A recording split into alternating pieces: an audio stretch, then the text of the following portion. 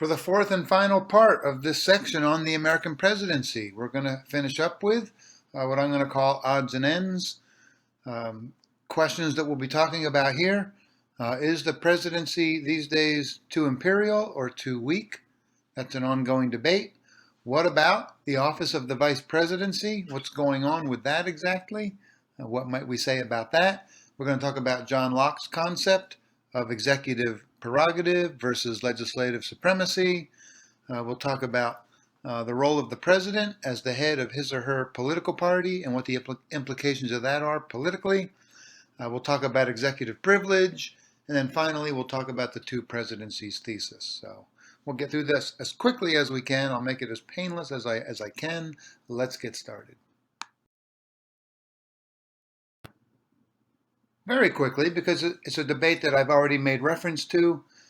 Some believe that the presidency has grown too powerful in the modern era, the imperial presidency, as Schlesinger calls it.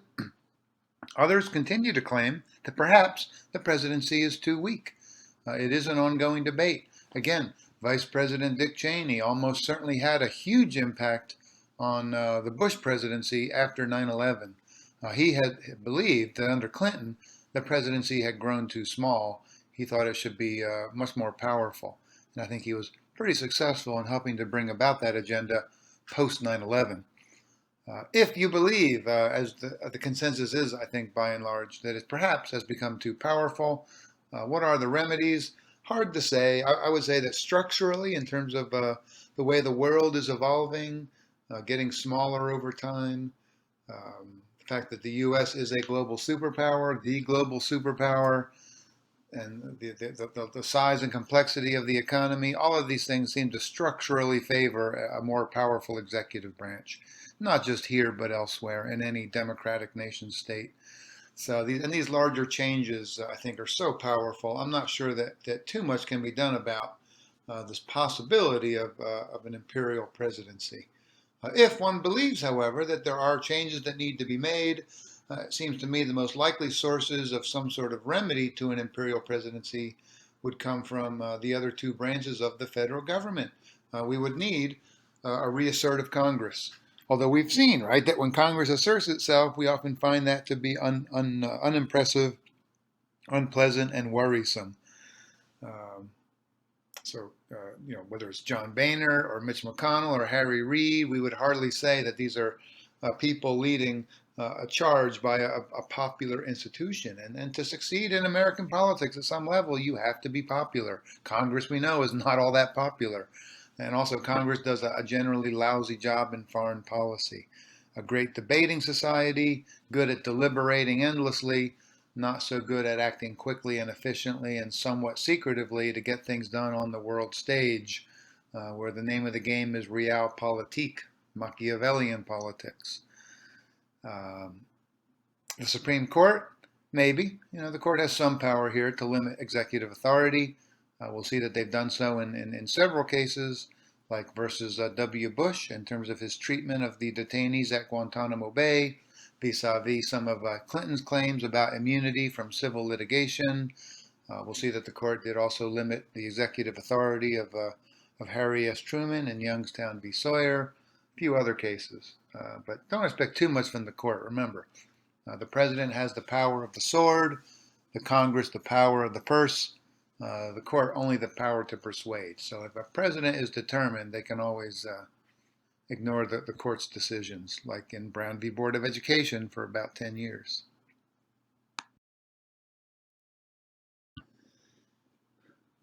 What about the vice presidency? Is it, as one wag has claimed, worth a warm bucket of spit, which presumably is not worth a whole heck of a lot on the free market, or is it something more than that? I would say historically, a warm bucket of spit is probably a pretty good estimation of the value of that office. I would say this: the value is highly discretionary to the sitting president. If the sitting president wishes the vice president to be significant and influential, that will happen.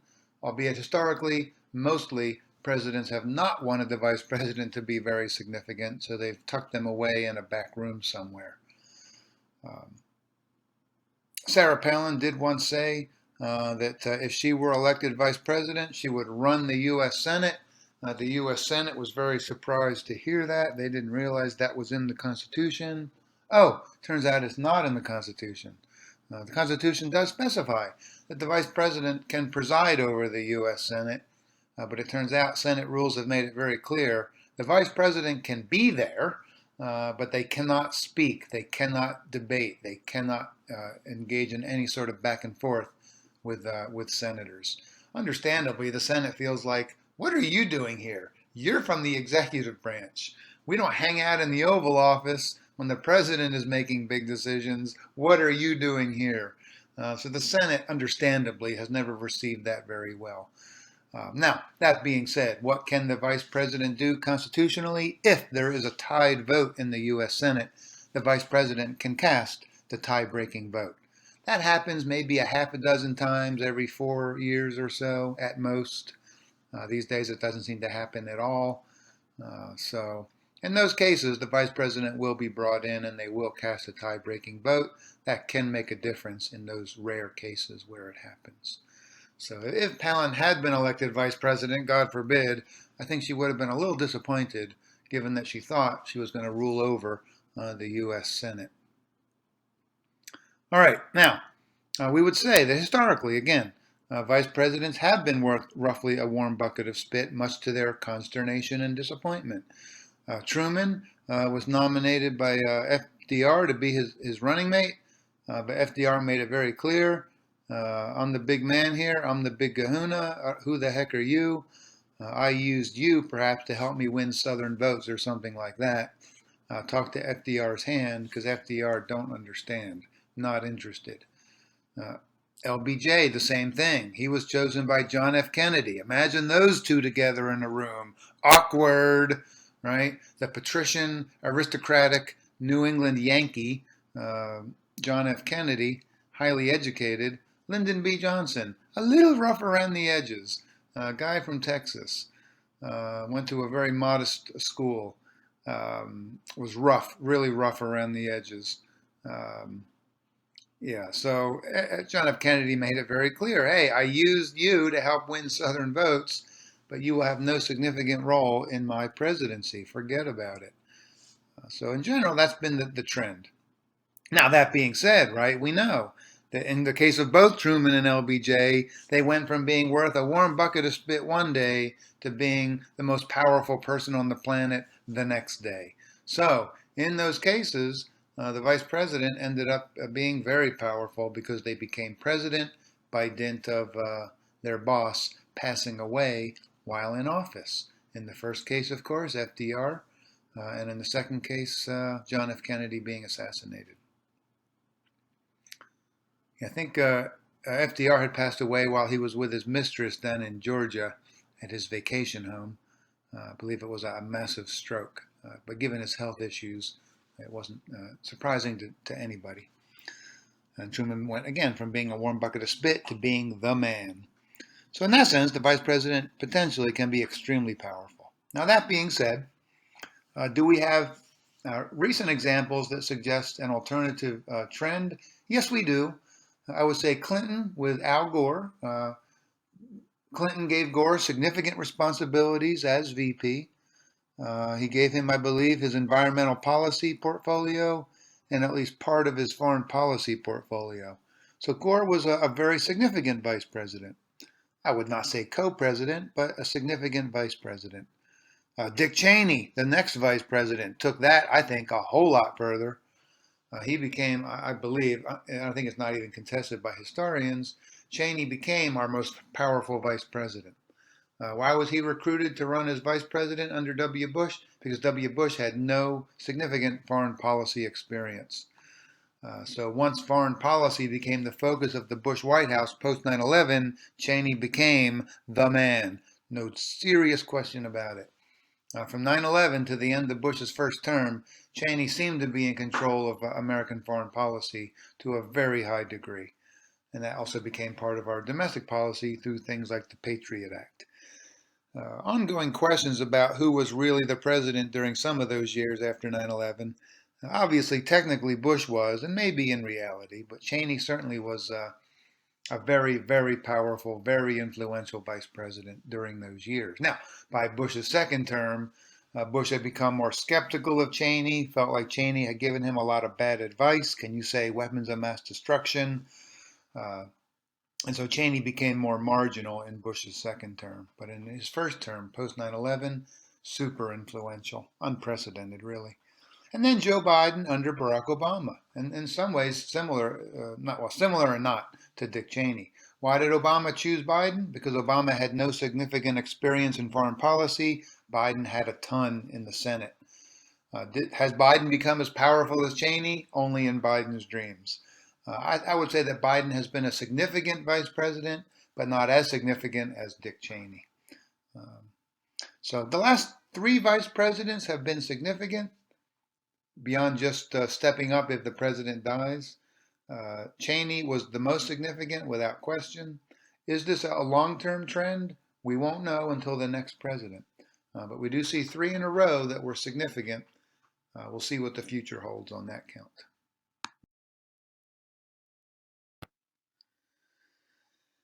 What about the concept of executive privilege?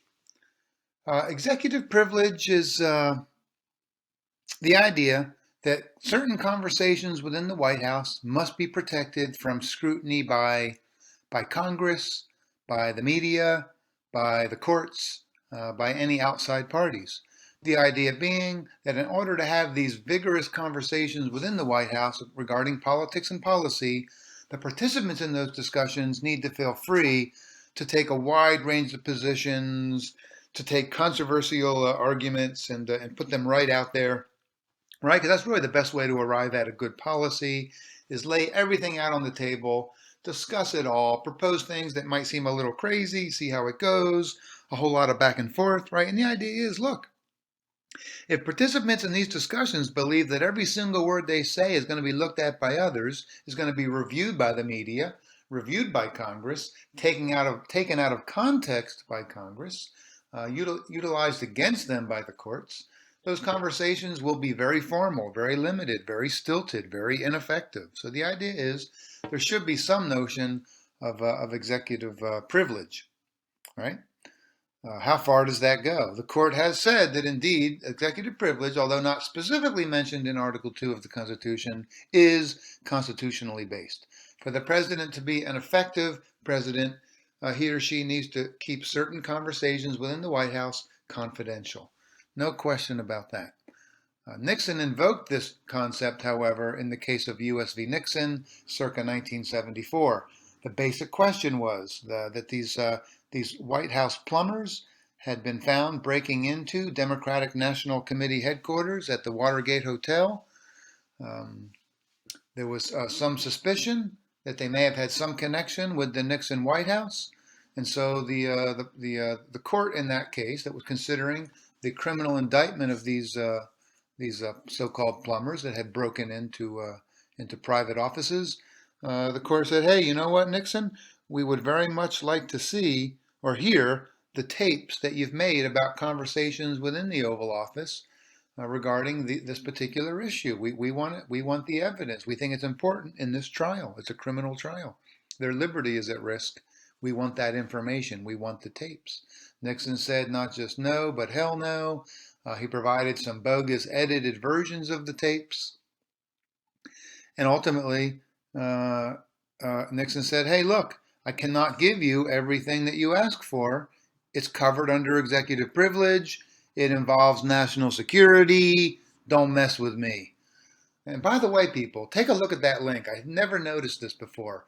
Look at the argument that James St. Clair makes on behalf of the president, right? He says something like, the president wants me to argue that he has the same powers as King Louis of France, that he has absolute monarchical power and is not subject to any court, right? So apparently that's what Nixon told him to argue. So St. Clair makes that argument, right? He represents his client, but he distances himself from that argument, understandably, right? He doesn't say, I believe. He says, the president wants me to argue. I'm like, wow. Talk about selling your client down the river a little bit. And yet, thank heavens he did, right? Because the argument that Nixon wanted him to make was ridiculous, really disturbing. If you're looking for evidence of an imperial presidency, you certainly see it there. So take a close look at that. I would strongly suggest it. The court rightly says, heck, that's bogus. If it was something to do with national security and it needed to be protected, all right, but you're not making that case. And what you seem to be arguing really is that you are a monarch and that what you say goes, and we should take your word for it. Heck no.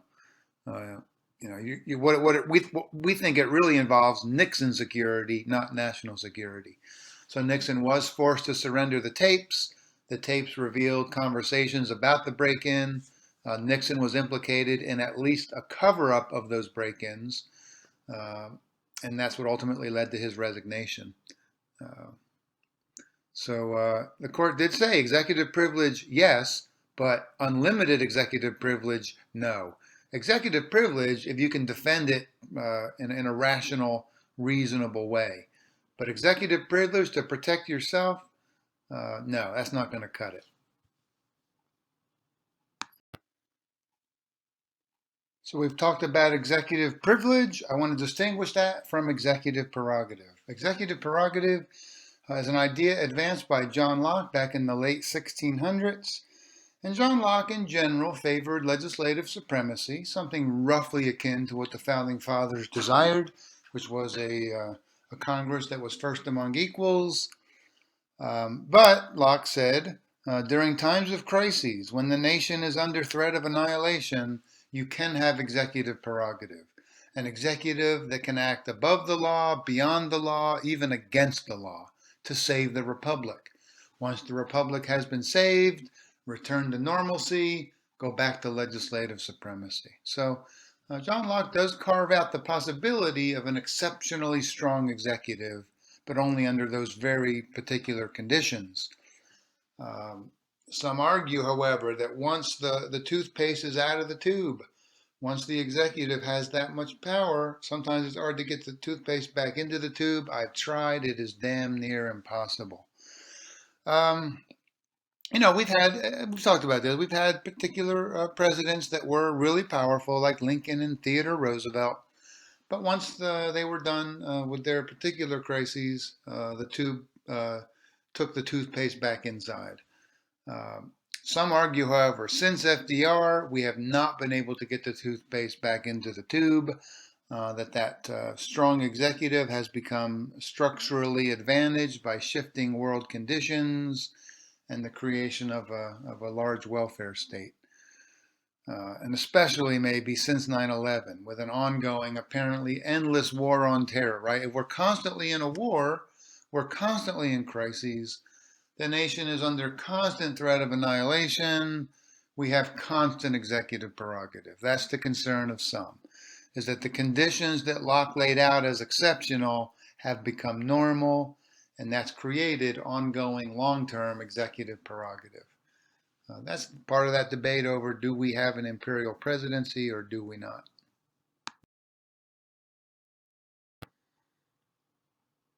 Finally, and very briefly, let's talk about what's called the two presidencies thesis. We've made some reference to that before.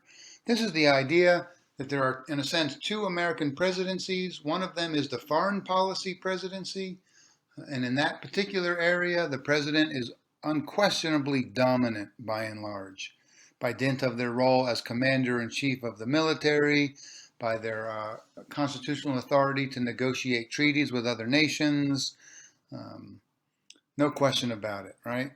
But in domestic policy, in things involving things like perhaps questions about healthcare policy or policies involving the environment or policies dealing with labor issues. Here, I think Congress is much more assertive, much more significant politically, much more likely to combat the president, to compete with the president for supremacy. So I think in domestic policy, Congress and the president are pretty balanced, 50-50. Sometimes the president has the edge, sometimes Congress has the edge, like now perhaps. But in foreign policy, I think it's pretty clear If in domestic policy it's 50-50, in foreign policy maybe it's more like 80-20. So some will say there's a distinction there. The court, back in 1936, I should mention this, the court in 1936 issued a decision called U.S. v. Curtis Wright, in which they held ultimately that the president in foreign policy has certain inherent powers that accrue to the president by nature of being president, as the sole representative of the nation in foreign affairs. That's worrisome to me, because what does it suggest, and really state, is that in general we have a government of enumerated powers, right? If the president has a power, it must be found in Article 2. If Congress has a power, it must be found in Article 1, or it's unconstitutional. In U.S. v. Curtis Wright, the court goes a further step than that, and they say, look, in foreign policy, the president has certain unenumerated powers that are inherent to the office, that don't require language in Article 2, right? It unmoors the president in foreign policy from Article 2 language. That to me is worrisome. I mean, I get it in a sense, that in some ways the argument has some logic to it. But if you follow it out to its conclusion, it's worrisome, right? Because it does seem to violate the core American principle that we are a government of enumerated powers. And we'll leave it at that. I think we've done a nice job with the presidency. It took us a little while. We'll be moving on next to talk about the federal bureaucracy and then the Nevada executive.